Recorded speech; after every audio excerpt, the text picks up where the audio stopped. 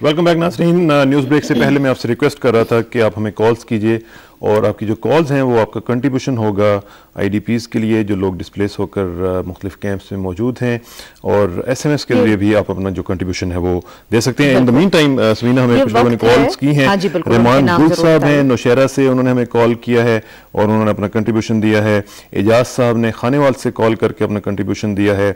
उमर अफजाल साहब हैं ओकाड़ा से। इस तरह मुख्तलिफ कॉल्स जो हैं वो आ रही हैं और मैं कोशिश करूंगा कि ज़्यादा से ज़्यादा लोग जो हैं उनके नाम आपके साथ शेयर किए जा सकें। अगर आप लोग सिर्फ 5 रुपए, चाहे 10 रुपए, 1 रुपए, आपकी कॉल जो है, आपका ये कंट्रीब्यूशन है अपने मुल्क के लिए, अपने लोगों के लिए।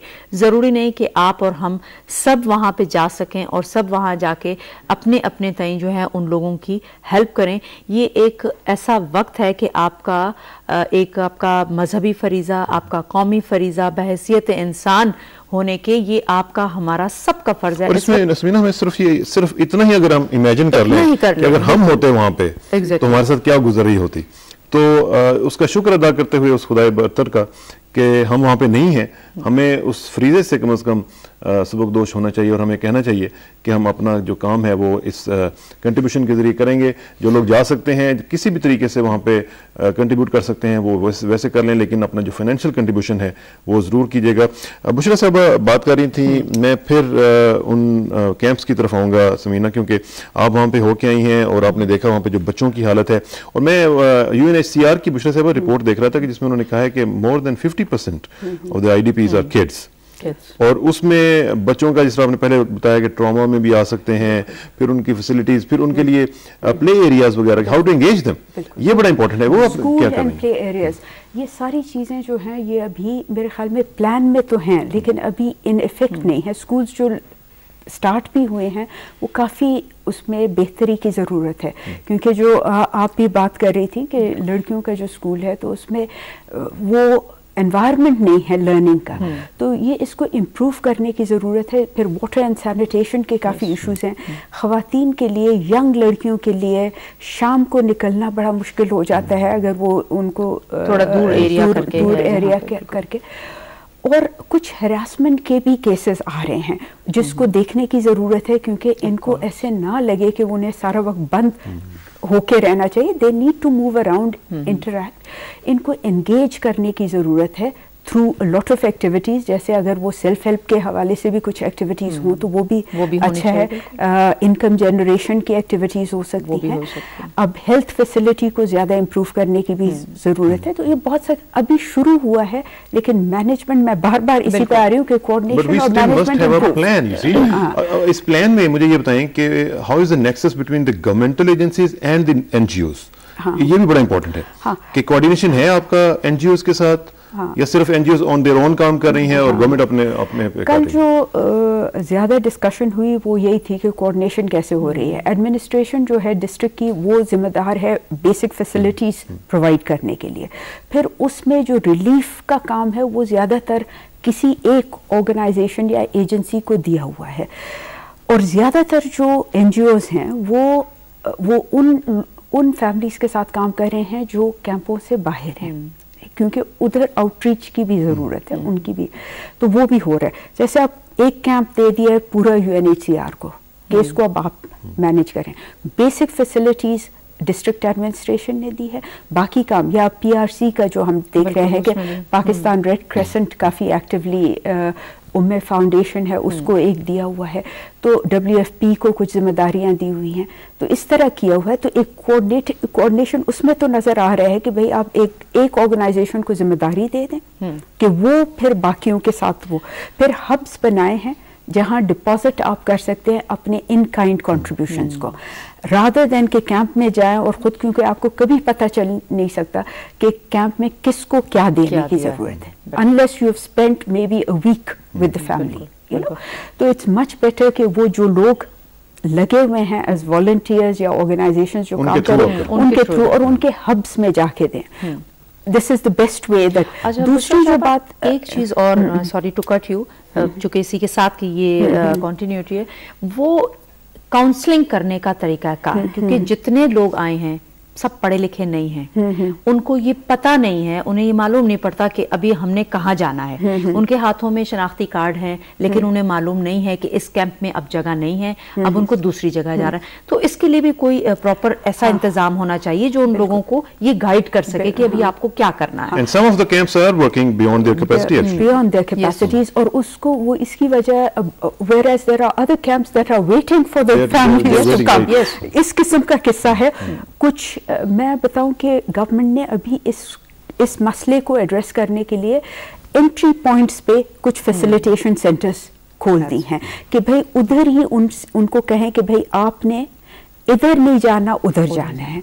और जो कैंप खाली जिधर जगह है जहाँ लोग तैयार बैठे हुए हैं उनके लिए उधर भेजें, रादर देन के जो हो रहा है लोगों ने सुना है कि ये शेख यासीन है या तो वो वहीं जा रहे हैं सारे।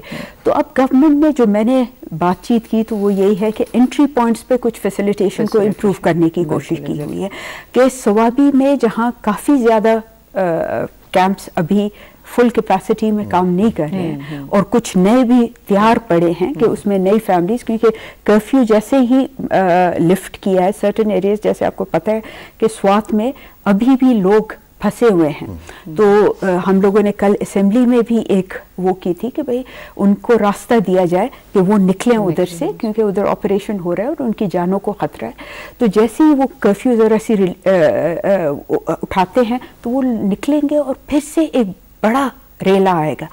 तो उसके लिए तैयारी यही हो सकती है कि आपकी एंट्री पॉइंट्स पे फैसिलिटेशन हो, रजिस्ट्रेशन हो। एक्चुअली फिर वही बात कि जो स्वाद से जो लोग निकल के आते हैं दरगाह वो नियरेस्ट पॉइंट उनको जलाला, तख्त भाई या इसके बाद ये वाली दोनों जगह मर्दान के दोनों कैंप्स तीनों चारों जो है ये लोगों को करीब तरीन लगते हैं और वो यहाँ आ जाते हैं। वहीं पे जहाँ से वो एंटर होते हैं वहीं पे उन्हें कोई गाइड करने वाला हो कि आपने सवाबी जाना है। सवाबी के अलावा मेन जो आपका ये मोटरवे जो है इसके ऊपर एक बहुत बड़ा कैंप बना हुआ है जो बिल्कुल खाली पड़ा है, अभी तक वो उसके अंदर काम शुरू नहीं हुआ। तो इन लोगों को किस तरह से बजाय इसके कि ये मर्दाना साइड कैंप्स बनाए ना कि उधर ही इलाके पे, क्योंकि मैंने जो फैमिली से बात की तो वो यही कहते हैं कि जब हम पैदल निकलते हैं तो फिर एक रात एक जगह गुजारनी पड़ती है, फिर दूसरी रात दूसरी जगह गुजारनी, क्योंकि लंबा सफर है। और अगर पैदल या 2-3 गाड़ियां बदल के करना हो तो you know these are people who have got children with them, older people, तो वो रुक रुक के करते हैं। तो कुछ ट्रांजिट कैंप्स ही अगर कहीं हो कि भाई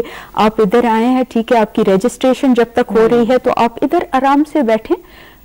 वो दमीज है जो हम कहते हैं पश्तो में कुछ वो हो, ये भी हो सकता है और फिर उनको दिया जाए कि एक and I am sure they will organise it in that way कि भाई आप सवाबी जाएं और उसमें भी जरा कोशिश करें कि फैमिलीज या इलाकों को, क्योंकि दिल फील मोर कंफर्टेबल। ये भी एक प्रॉब्लम है, ये नहीं हो कि एक को एक जगह और दूसरे को दूसरी जगह। कई लोग ये जैसे हमने शेख शहजाद और शेख यासीन कैंप में उसमें वो कहते हैं कई इंतजामिया की चीज, जब हम इन्हें कहते हैं कि आप यहाँ पे फुल हो गया आपको दूसरी जगह भेजना, तो कहते नहीं हमारे रिलेटिव्स यहाँ हैं, हमारे रिश्तेदार यहाँ हैं, इलाके के लोग यही रहना। हाँ, तो यह एक गाँव के क्या अब ये अगर एक गांव के लोग हैं तो they will feel more comfortable, they will also protect each other. अभी तो यही हो रहा है कि खवातीन निकल नहीं सकती क्योंकि उनको डर होता है कि ये कोई बाहर के लोग हैं, कुछ हो ना जाए, ये ना हो जाए। तो थोड़ा सा वो एनवायरनमेंट उनको दें कि वो अपने। दूसरी जो थोड़ी सी पॉजिटिव चीज़ें आई हैं स्पेशली उन इलाकों में जहाँ इम्यूनाइजेशन नहीं हो रही थी, तो आप देख लें तो कैंप्स में उनके लिए शुरू हो गया। जो बहुत सारे बच्चे जो पहले इम्यूनाइजेशन उनके इलाकों में मिले तो उनको अब कैंप्स में इम्यूनाइजेशन की फैसिलिटी मिल रही है। तो ये भी एक पॉजिटिव वो भी नजर आ रहा है कि जो आउट ऑफ रीच थे उनको कुछ हेल्थ फैसिलिटीज बेसिक चीज थी पिछले साल। अभी तक तो हमें मेरा ख्याल है कि Pakistan should be the one single country जो रिफ्यूजीज के हवाले से एक्सपर्ट होना चाहिए था। बिल्कुल होना हमें एक तो अफगान कमिश्नरेट जो है वो उसका बड़ा एक्सपीरियंस है, उसके बारे में मोबिलाइज करना चाहिए था। फिर हमने जो एनडीए में बनाई थी 2005 के अर्थक्वेक के बाद उसको मोबिलाइज करना चाहिए था। बजाय उसके कि हम उनको मोबिलाइज करते हमने एसएसजी बना दिए। अब इस तरह कैसे ये मेरा जो कंसर्न है वो ये है कि सेंट्रलाइज्ड एफर्ट जो है वो जब तक नहीं होगी और लोगों को पता नहीं चलेगा कि फॉर एग्जांपल लोग जो हमें अभी कॉल्स कर रहे हैं 14 रुपए या 15 रुपए जो भी वो कंट्रीब्यूट कर रहे हैं, उन्हें जब तक ये ट्रस्ट नहीं होगा कि उनके 14 रुपए वहां पे वाकईतन किसी खातून को मिल रहे हैं या उसके जरिए कुछ उनका काम हो रहा है, तो वो ट्रस्ट जो है वो डेवलप नहीं होगा। ये बहुत जरूरी है और ये हुकूमत का फर्ज है कि वो ये कॉन्फिडेंस दे। और मैं तो इतना कह दूं कि अब जो ये चैलेंज आया है ये अवामी नेशनल पार्टी के ज़िम्मे आया हुआ है और ये बादशाह खान की पार्टी है, खुदाई खिदमतगार की पार्टी है। तो उसमें तो बहुत क्लियरली होना चाहिए कि एक एक पैसे का हिसाब, एक एक चीज़ का हिसाब होना चाहिए, उसी तरह ट्रांसपेरेंटली होना चाहिए। It should not be status को या ब्यूरोक्रेटिक रैंगलिंग ही में लोग फंसे हुए हों, इस तरह बिल्कुल नहीं होना चाहिए। I must give some credit to our new chief secretary, जिसने ये क्राइसिस को देखते हुए थोड़ा बहुत उसने वो ब्यूरोक्रेटिक चीज़ को रिलैक्स किया है। डिस्ट्रिक्ट गवर्नमेंट्स को इमीडिएटली फैसिलिटेट करने के लिए वो फाइनेंशियल उसको ज़रा सा रिलैक्स किया है, लेकिन फिर भी कंसर्न्स आ रहे हैं, ज़्यादातर मर्दान से आ रहे हैं और I am very concerned about it, corruption and mismanagement के, जिसको एड्रेस करना बहुत ज़रूरी है। और हमारी जैसी पार्टी तो टॉलरेट नहीं कर सकती कि करप्शन के केसेस बिल्कुल ठीक है। और यही मैं समझता हूँ कि जो चैलेंजेस हैं हम इनके ऊपर ओवरकम करेंगे और हमारी जो कौम है ये बड़ी रेजिलियंट है। मुझे सब आप एग्री करेंगे इससे। आपने उन कैंप्स में जाके देखा है, लोग बड़े रेजिलियंट हैं और लोग बड़े होपफुल होते हैं। समीना भी जा चुकी हैं, आप भी इससे एग्री करेंगी। नाज़रीन, हमारी कौम को उम्मीद अपनी जो है उसको कायम रखना है, अपना कंट्रीब्यूशन जो है उसको जारी रखिएगा। और ये जो कैंप्स हैं इनमें जिस तरीके से भी आप कंट्रीब्यूट कर सकते हैं, जिस लेवल पे भी आप कंट्रीब्यूट कर सकते हैं, खवातीन अपने कपड़े दे सकती हैं, नए कपड़े जो इस महीने में आपने खरीदने थे वो 1-2 महीने जरा ना खरीदें, बाद में दे दें। नहीं जी, जरूर अगर खरीदें भी तो अगर कोई फर्क नहीं पड़ता कि अपनी एक बहन के लिए अगर आपने अपने लिए 2 सूट 3 सूट बनाए तो उसमें से एक शलवार कमीज आप उनके लिए कंट्रीब्यूट कर दें। किसी बच्चे का जो न्यूली बॉर्न बेबी है, अगर आपके घर में किसी मेहमान की आमद है तो अगर आपने उसके लिए कुछ कपड़े बनाए हैं तो उसमें से अगर एक फ्रॉक, एक कुर्ता अगर आप अपने किसी भाई बहन के लिए डोनेट कर देंगे, उसके बच्चे के लिए, क्योंकि हम अपनी आंखों से देख के आए हैं कि वहां न्यूली बॉर्न बेबीज जो हैं उनके पास उनको पहनाने के लिए कपड़े तक नहीं है, कुछ नहीं है और शदीद गर्मी भी है, ये भी याद रहे। और हीट के अंदर वो बिल्कुल मासूम बच्चा बगैर कपड़ों के हाथ। बहुत जरूरी है कि हम उनका एहसास करें और ये हमारा कौमी दीनी हर किस्म का जो भी फ्रीज आप कह लें वो है। और हमें यहाँ पे एक ब्रेक लेनी पड़ रही है, ब्रेक के बाद वापस आएंगे तो इस पर मजीद गुफ्तगू करेंगे। Please sit tight, will be right back.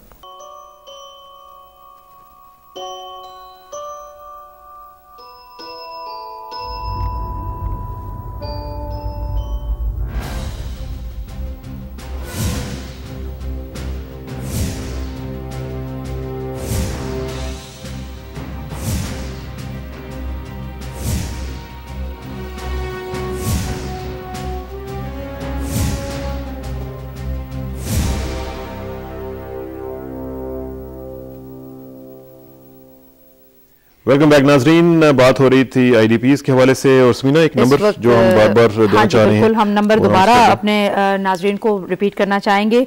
09001140 पे आपकी कॉल की जरूरत है, आपके भाइयों को, आपकी बहनों को। सो आप जितनी ज्यादा कॉल करेंगे उतना ज्यादा आपका कंट्रीब्यूशन होगा।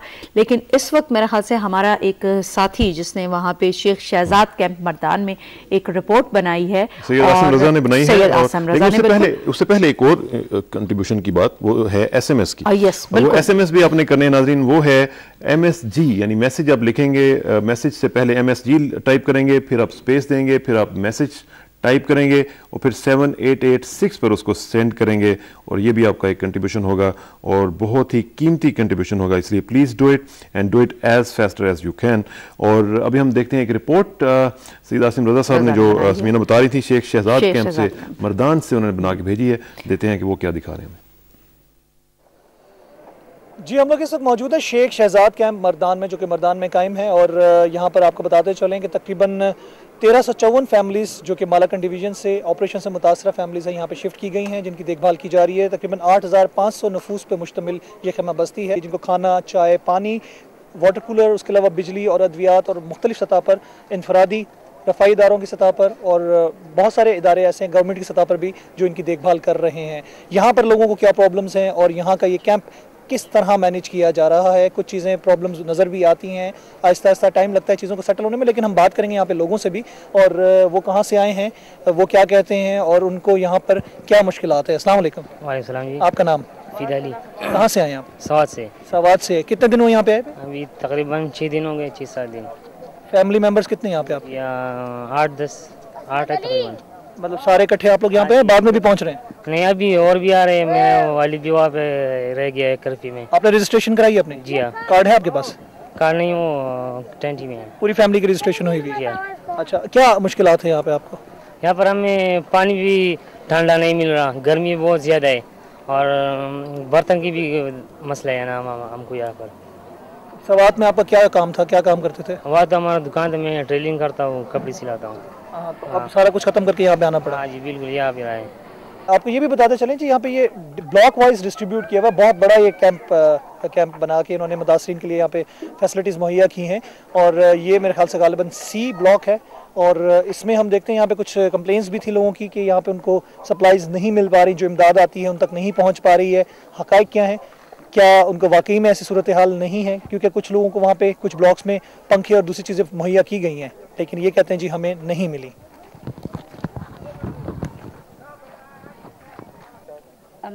आपका नाम? आपका नाम बहनसीबा। कहाँ से आए आप? पीर बाबा बुनेर। बुनेर से आप आए। कितने दिन हुए आपको यहाँ पे आए हुए? 1 हफ्ता तक इधर।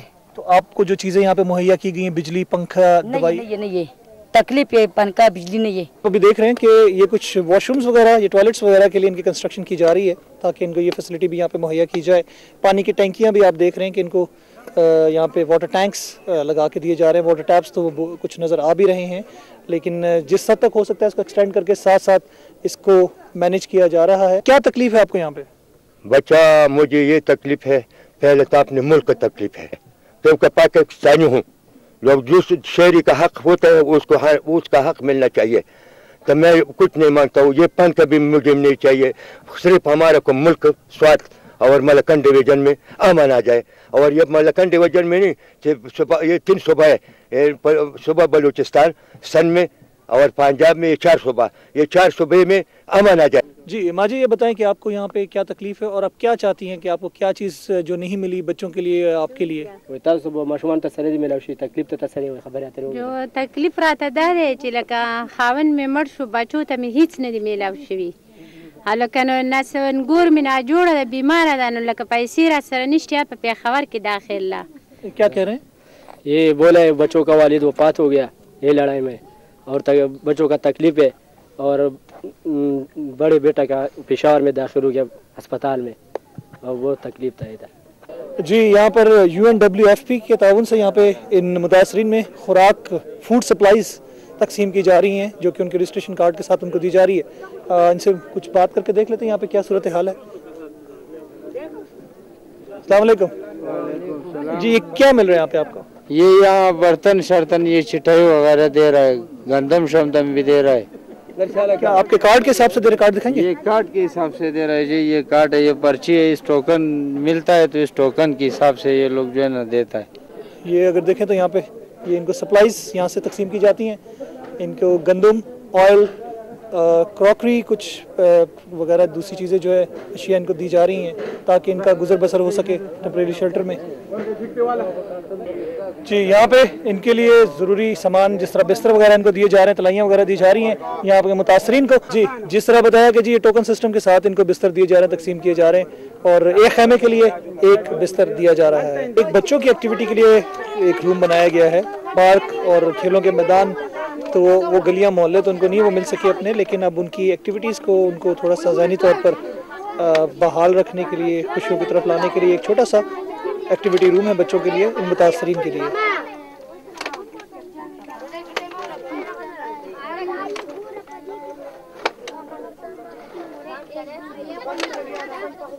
यहाँ पे इमरजेंसी बेसिस पर टेंट स्कूल्स भी बनाए गए हैं। ये प्राइमरी स्कूल है बच्चों का, जो यहाँ के मुतासरीन के लिए बनाया गया है। और उसके अलावा अगर हम देखें तो सामने इमरजेंसी गर्ल्स मिडिल स्कूल भी बनाया गया है, और उसके साथ ही आगे इमरजेंसी बॉयज़ मिडिल स्कूल भी बनाया गया है, ताकि यहाँ के मुतासरीन के जो बच्चे हैं वो तालीम से मुंसलिक रहें।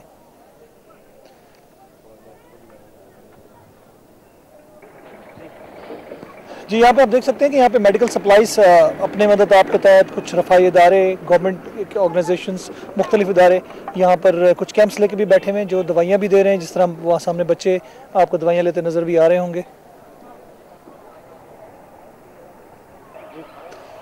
जी, जिस तरह आपको बताया कि जी ये मेडिकल सहूलियात फराहम की गई हैं और बच्चे खासी बड़ी तादाद में मुतासरीन के साथ आए हैं।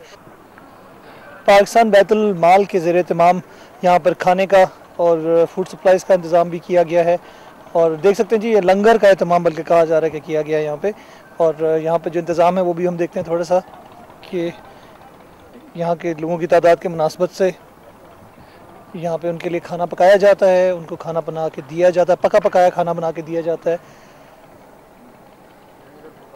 सर यहाँ पे मुखिर हजरात अपनी मतलब आपके तहत काम कर रहे हैं। वहाँ पर आपको बताते चलें बैंक अल फलाह के ताउन से भी बहुत सारे मुतासरीन की बहाली के लिए यहाँ पे फंड्स दिए जा रहे हैं, उनकी मदद की जा रही है। अस्सलाम वालेकुम। तालिब रिजवी साहब भी हम आपको बताते चलें मौजूद है हमारे साथ। बड़ी नवाजिश, बहुत शुक्रिया भाई। आप अल्लाह का शुक्र। तालिब भाई ये बताइए कि यहाँ पे जो मुतासरीन के लिए जो फंड्स और सप्लाईज़ वगैरह का सिलसिला है उसमें बैंक अल फलाह भी डोनेशंस दे रहा है, तो क्या क्या एस्टिमेट लगा के आप लोग ये काम करेंगे, किस हद तक आप लोग चाह रहे हैं कि उनकी बहाली के लिए इनकी मदद की जा सके? देखिए, पहले तो मैं आपसे गुजारिश करूं कि हम यहाँ कोई इमदाद या डोनेशन देने नहीं आए। ये हम समझते हैं as an organisation, as Abu Dhabi group, as bank Al Falah कि ये हमारा वो फ़र्ज़ है जो फ़र्ज़ हम पूरा कर रहे हैं। ये हमारे भाई हैं, ये हमारे बच्चे हैं और ये वो वक्त है जब हम अपने घर के दरवाज़े खोलने, अपने ऑर्गेनाइजेशन जो हम इसी धरती से कमाते हैं, इसी मुल्क में हमें ये नौकरियां दी हुई हैं, इसी मुल्क में इन्हीं भाइयों की वजह से पूरी ऑर्गेनाइजेशन जो है प्रॉस्पर करती है। तो ये हाई टाइम है कि हमारी जैसी ऑर्गेनाइजेशन, और आपसे बात करने का मकसद भी ये है कि जो कॉर्पोरेट वर्ल्ड है वो आगे बढ़े, हुकूमत का साथ दे, क्योंकि ये जो मुश्किल है जो हम सब की मुश्किल है, ये किसी एक की मुश्किल नहीं है कि सवात के भाइयों की मुश्किल हो। अगर इस वक्त में ये कॉर्पोरेट ऑर्गेनाइजेशन, कॉर्पोरेट वर्ल्ड अगर गवर्नमेंट का साथ नहीं देगा तो दुनिया में कोई गवर्नमेंट ऐसी नहीं है जो अकेली इन तमाम मुश्किलात का सामना कर सके। तो ये कलेक्टिव एफर्ट है और इसमें बैंक अल फलाह, अबू धाबी ग्रुप अपनी पूरी कुव्वत, अपनी पूरी तवानाई के साथ अपने इन भाइयों की मदद करेगा। और मैं आपको यकीन दिलाता हूँ कि ये हमारा ये अकेली ऐसी वो नहीं है कि हम 10 ट्रक ले आएँ या 12 ट्रक ले आएँ या 25 आइटम्स ले आएँ। ये हमारी वो कोशिश है जो आज से शुरू हुई है और मैं आपको अश्योर करता हूँ कि ये वो कोशिश है कि जब तक हमारे भाई बाहर होंगे हमारी ये पूरी कोशिश जारी रहेगी इंशाअल्लाह ताला। जी, यहाँ पर मौजूद मुतासरीन के बारे में, उनकी हालत ज़िंदगी, हालत ज़ार के हवाले से हमने आपको अपडेट किया और मज़ीद अपडेट करते रहेंगे। Now it's over to Studios.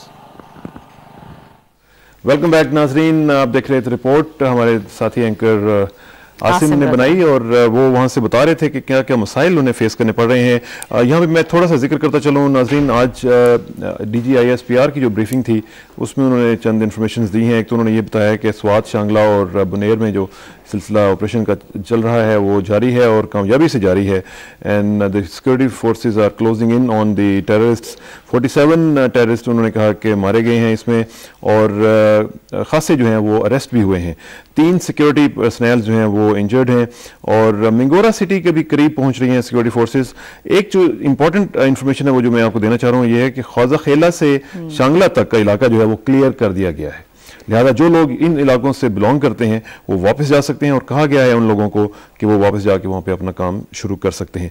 36 FM stations अभी भी वहाँ पे काम कर रहे हैं, ये आप याद रखिएगा। 36 स्टेशंस FM स्टेशंस काम कर रहे हैं, लेकिन उसमें जो एक इम्पॉर्टेंट बात यह है कि जो जैमिंग कैपेसिटी है पाकिस्तानी फोर्सेस की वो बढ़ गई है और हर जो स्टेशन है वो 2 मिनट से ज्यादा अभी वो ऑन एयर जाता ही है तो उसको जैम कर दिया जाता है। This is a big development actually. बिल्कुल, और इसमें कोई शक नहीं कि यहाँ हम ये जिक्र ज़रूर करना चाहेंगे कि हमारी पाक फौज, हमारी आर्मी जिस तरह इस वक्त वहाँ पे उस महाज पे काम कर रही है और वहाँ से उन शरपसंद अनासर को निकालने का काम किया जा रहा है, उसके साथ साथ जैसे कि हमारे मुख्तलिफ साथी भी विजिट करते रहे हैं दूसरे कैंप्स में भी ये देखा है कि पाक फौज का एक बहुत बड़ा कंट्रीब्यूशन है। वहाँ पे पानी, फूड, पंखे और कुछ और सामान जो है उनकी तरफ से जा रहा है। तो ये सब इस वक्त नेशनल एफर्ट, टीम एफर्ट और उसको हमें आगे लेके बढ़ना है। हम सबको मिलके आगे लेके जाना है। हमें एक नेशनल एफर्ट के ही जो सिपा सलार हैं वो हमारे साथ यहाँ पे मौजूद हैं। जनाब ज़मरुद खान साहब पाकिस्तान बैतुल माल के सरबराह हैं। ज़मरुद खान साहब आपका बहुत शुक्रिया तशरीफ लाए। विदाउट वेस्टिंग एनी टाइम मुझे ये बताइएगा कि पाकिस्तान बैतुल माल के लिए भी एक बहुत बड़ा चैलेंज सामने आ गया है। पहले जरा मेरा ख्याल है कि आप थोड़ा सा रिलैक्स होंगे, पिछले 1-1.5 हफ्ते से आप खास से एक्टिवली काम कर रहे हैं, क्या कर रहे हैं आजकल? देखें जी, मैं तो आज ही यहाँ पे आया हूँ, पिछले तकरीबन 1 हफ्ते से मैं वहाँ पे हूँ। पिछले सैटरडे को मैं मीरपुर खास के में था किसी फंक्शन में, जो डिसेबल का फंक्शन था, वहाँ में एक रिपोर्ट चल रही थी, उसमें भूख के हवाले से, खाने के हवाले से रिपोर्टिंग थी। तो मैं सेम डे सुबह आया और यहाँ से ही मैं चला गया, घर भी नहीं गया और वहाँ पे चला गया मर्दान के अंदर, और जलोज़ई जो हमारा एक मेजर कैंप है वहाँ पे। तो वहाँ पे तो काफ़ी शदीद सूरत हाल थी, बिलखसूस खाने के हवाले से और ठंडे पानी के हवाले से और गर्मी और बिजली के हवाले से। तो फिर मैंने बेस उसी को बना दिया और सेम डे हमने पाकिस्तान बैतुल माल का जो लंगर सिस्टम है उसको वहाँ पे बहाल किया 3 कैंप्स के अंदर।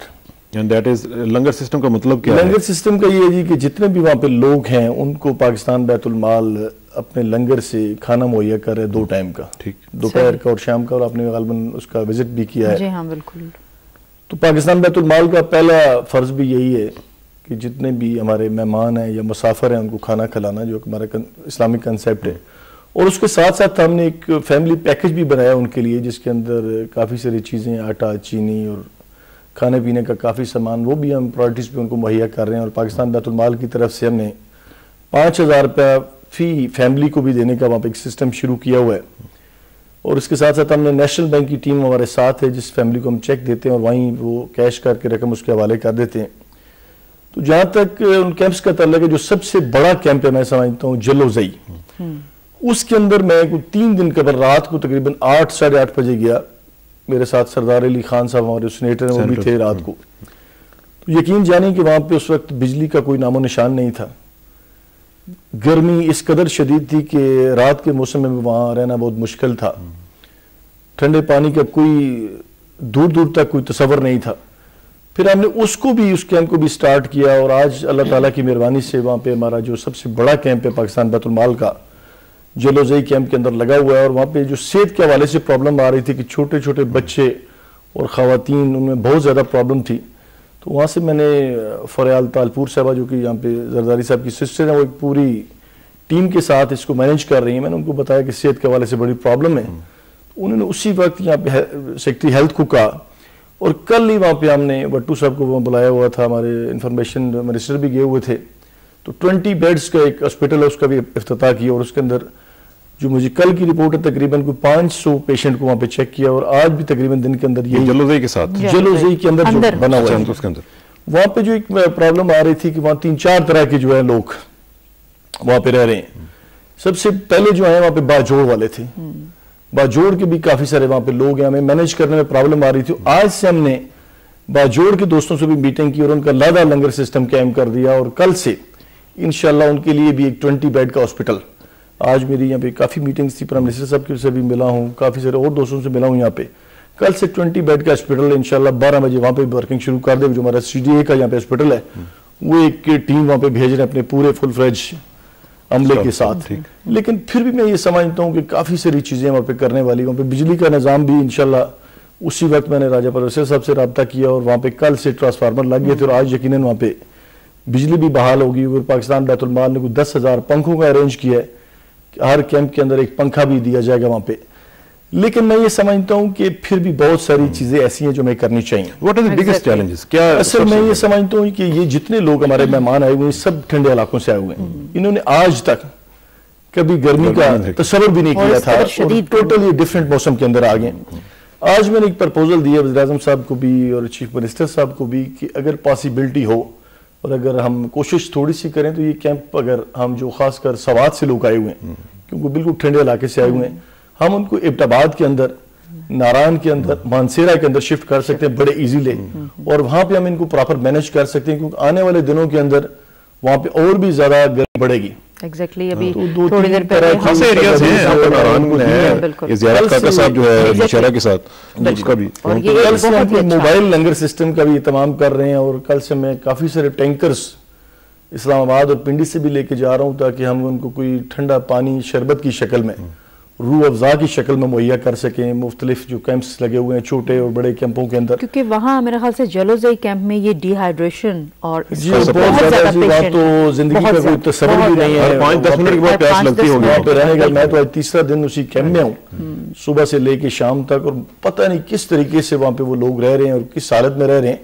ये जो खाना, कुछ लोग कहते हैं खाना मैंने फूड जो है वो पैकेज की शक्ल में दे देनी चाहिए। असल प्रॉब्लम ये है वो जो टेंट है वो ऑलरेडी एक तंदूर बना हुआ है, बिल्कुल उसके अंदर अगर वो खातून जो जिसने कभी गर्मी देखी नहीं है उसको कहेंगे आप चूल्हा बनाएं और सारा कुछ करें। और थोड़ा सा ये भी एक इस तरह से थोड़ा सा आग लगने का खतरा, थोड़ा सा सिक्योरिटी इसको भी पर्दे का प्रॉब्लम। फिर वो अगर अंदर बनाते हैं तो वो तो बिल्कुल ऑलरेडी तंदूर है जी, वहाँ बनने का तो तस्वर भी नहीं है। कुछ छोटे से टेंट के अंदर जो 5-10 के जो भी है उसके अंदर वो चूल्हा बनाए और हांडी पकाए और रोटियां लगाए उसके अंदर की, उसमें ऑलरेडी इतनी गर्मी है कि वहाँ पे रहना मुश्किल है। और अगर उसके अंदर वो चूल्हा जलाए और तंदूर। अच्छा मुझे ये बताएं, हम पहले बात कर रहे थे आपके आने से पहले कि जो मुख्तलिफ एफर्ट्स हो रही हैं उनको एक जगह पे उसको चैनलाइज करना, उसको सेंट्रलाइज्ड एफर्ट के तौर पर बनाना, ये कैसे हो रहा है? आप अपने तौर पर काम कर रहे हैं, यूएनएचसीआर अपने तौर पर काम कर रहे हैं, बाकी एजेंसीज WFP जो है वो काम कर रहे हैं, कैसे इसको सेंट्रलाइज किया? असल में वो सेंट्रलाइज होना चाहिए फेडरल गवर्नमेंट का और हमारी जो सूबाई गवर्नमेंट उसका, लेकिन ज़ाहिर है हमारा जो ऑफिशियल प्रॉब्लम है उसमें काफ़ी सारा टाइम लग जाता है। इसका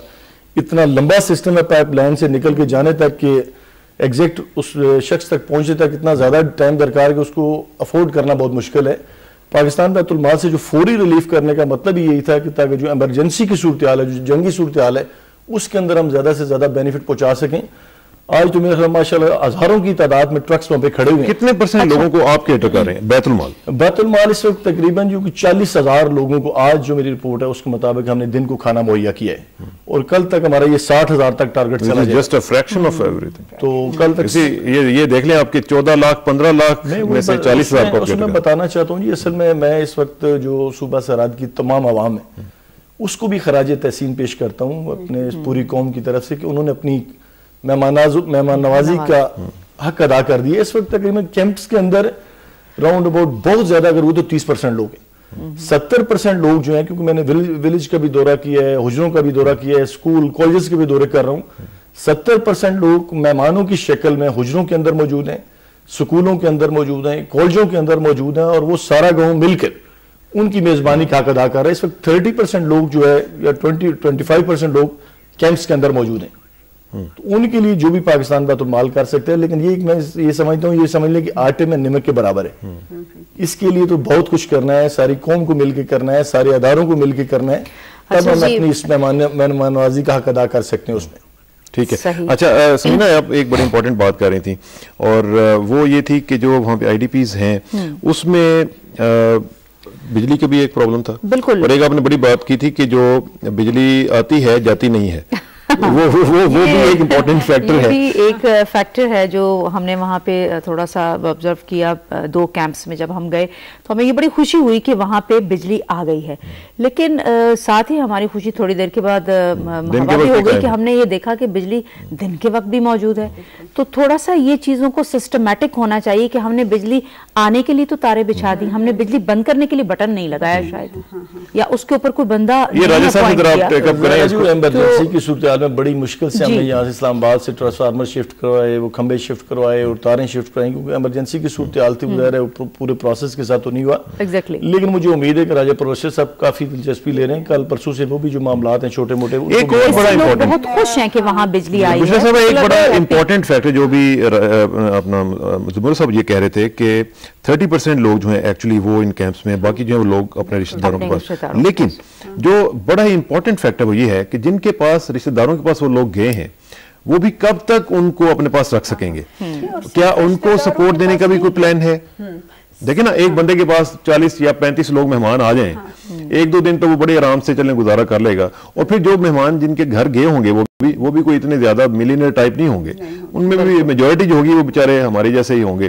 तो अपना घर इतना खाना नहीं खोलते। मैं तो सिर्फ ये कहूँगी कि अगर आप देख लें, मैं तो यही कह रही हूँ कि वो ऐसी फैमिलीज हैं जिन्होंने अपने दिल खोले हैं, मर्दान सवाबी सारे, जो खुद भी इतने इस महंगाई के दौर में 6-6, 7-7 फैमिलीज को अकोमोडेट कर, लेकिन क्या गवर्नमेंट को उन्हें भी तो सपोर्ट करने की जरूरत है। और वो मेरे ख्याल में इनिशियली ये अभी रजिस्टर कर रहे हैं, और कुछ ऑर्गेनाइजेशंस जो हैं नॉन गवर्नमेंटल ऑर्गेनाइजेशंस, वो अब डायरेक्ट उनके साथ काम कर रहे हैं।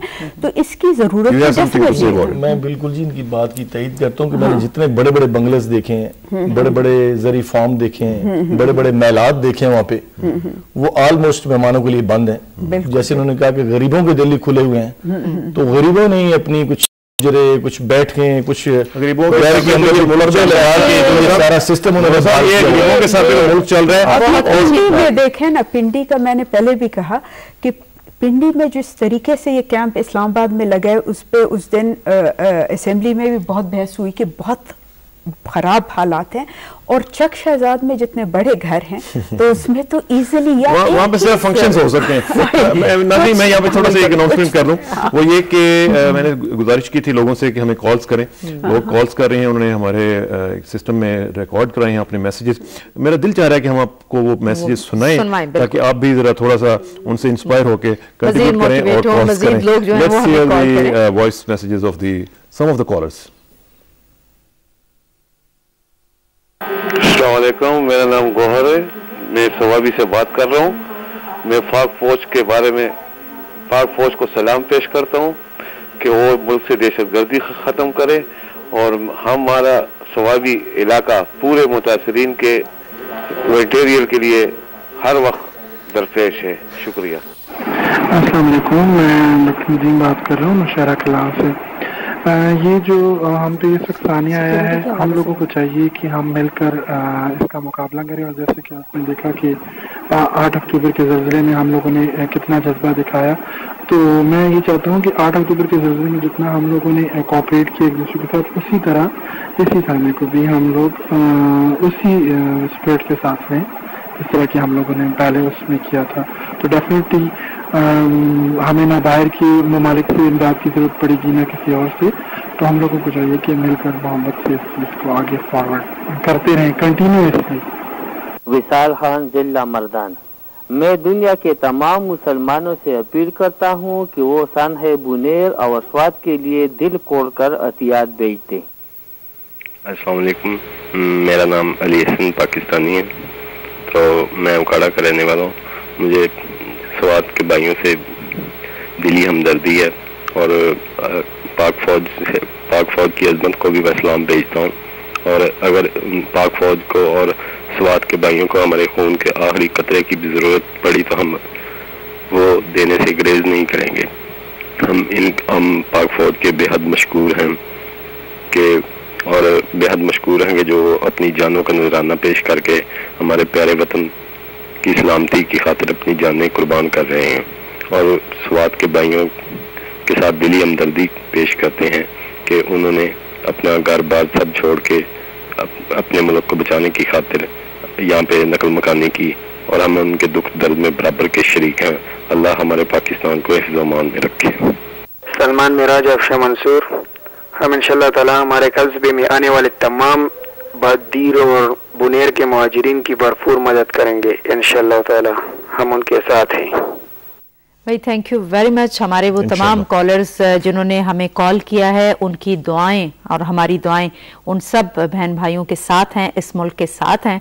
और आप सबसे जो इस वक्त ये ट्रांसमिशन देख रहे हैं, उनसे एक मरतबा फिर हमारी ये रिक्वेस्ट है कि जितना बन पड़े आपसे, चाहे 1 रुपए, 2 रुपए, 10 रुपए, जो आपकी हैसियत है, जो आपकी तौफीक है। दिन में कई दफ़ा आप टेलीफोन कॉल करते होंगे अपने अजीज़ों को, अपने रिश्तेदारों को, अपने दोस्तों को। आज एक टेलीफोन कॉल करके अपने उन भाइयों की मदद कीजिए, उनकी हेल्प कीजिए जो वाकई इस वक्त आपकी तरफ देख रहे हैं और इस मदद के मुस्तहिक हैं। बिल्कुल ठीक। और यहाँ पे एक और ब्रेक बाद वापस आएंगे तो आखिरी चंद लम्हात में हम अपने दोनों मेहमानों से पूछ रहे होंगे कि IDPs के हवाले से मजीद एस्पेक्ट जो हैं उनके बारे में उनकी क्या ओपिनियन है। So please sit tight, will be right back.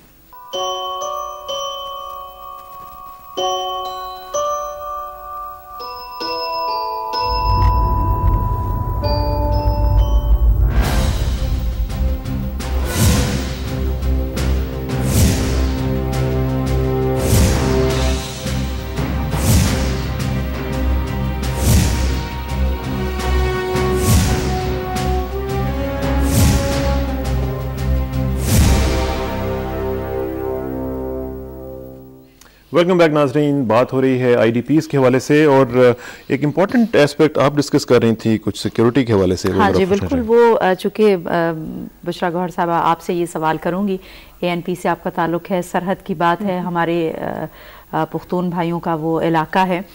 सबसे जो एक चीज़ हमें देखने में नज़र आई और हम ये चाहते हैं कि पब्लिक को भी ये पता चले, और अगर ऐसा नहीं है तो उसको किस तरह से इंश्योर किया जाए कि जितने भी ये कैंप्स हैं, इन कैंप्स के अंदर सिक्योरिटी का क्या बंदोबस्त है और किस तरह से हम इस चीज़ को इंश्योर करें कि उस वक्त जब वहाँ पे कोई इमदाद आती है या खाने का वक्त होता है तो वो सिर्फ वही लोग एंटरटेन हो रहे होते हैं जो वाकई मुस्तहिक हैं, जो वहाँ से माइग्रेट करके आए हैं। कई ऐसे लोकल वहाँ के लोग हैं, ऐसे एलिमेंट हैं, आप शायद इस बात से अग्री करें, जो उस वक्त वहाँ पे आ जाते हैं और हमें अच्छे लोग भी हैं, बुरे लोग भी हैं, जो इस वक्त जो हकदार है सही असल उसके हक पे डाका मारने की कोशिश करते हैं। इस चीज़ को किस तरह रोका जा सकता है? ये भी कैंप मैनेजमेंट पे सारा, जिस तरह हम कैंप को इम्प्रूव करेंगे, जैसे पहले भी बात की कि हम लोगों को जोन्स में उसको डिवाइड करने की ज़रूरत है। वहाँ के वॉलंटियर्स कैंप के अंदर जो लोग हैं उनकी कमिटीज़ बनाने की ज़रूरत है, क्योंकि मुझे जितना पता है डिस्ट्रिक्ट एडमिनिस्ट्रेशन ने सिक्योरिटी के हवाले से पुलिस को भी लगाया हुआ है, स्पेशली उन जगहों में जहाँ डिस्ट्रीब्यूशन हो रही है, लेकिन that's not enough and it will never be enough. और फिर ये है कि फिर पुलिस का जो तरीकाकार होता है वो भी ठीक नहीं है कि ज़रा सा अगर मॉब वो एक्शन में आती है तो वो फिर लाठी चार्ज शुरू कर देते हैं। तो इसके वहाँ ये की कमिटीज बनाने की जरूरत है। We have this experience. मैं थोड़ा सा, हमारे पास थोड़े से टाइम कम है, थोड़ा सा बात करना चाहूँगा इस हवाले से। बड़ा अच्छा क्वेश्चन था। मैंने एक तजर्बा किया जी 2 दिनों से। मैंने वहाँ पे जितने भी वहाँ पे इन्हीं कैंप्स के अंदर सरकारी मुलाजम थे, जिनमें स्कूल के टीचर्स थे, पटवारीज थे और दीगर हॉस्पिटल के मुलाजमीन थे, उन्हीं पे मुश्तमिल कमेटी बना दी। अब सारे कैंप को उन्होंने संभाला हुआ है, खाने का सारा इंतजाम वो सप्लाई वो कर रहे हैं, और जितने लोग हैं उनको ये भी देख रहे हैं कि कहीं बाहर से बंदा कैंप्स के अंदर आ जाए।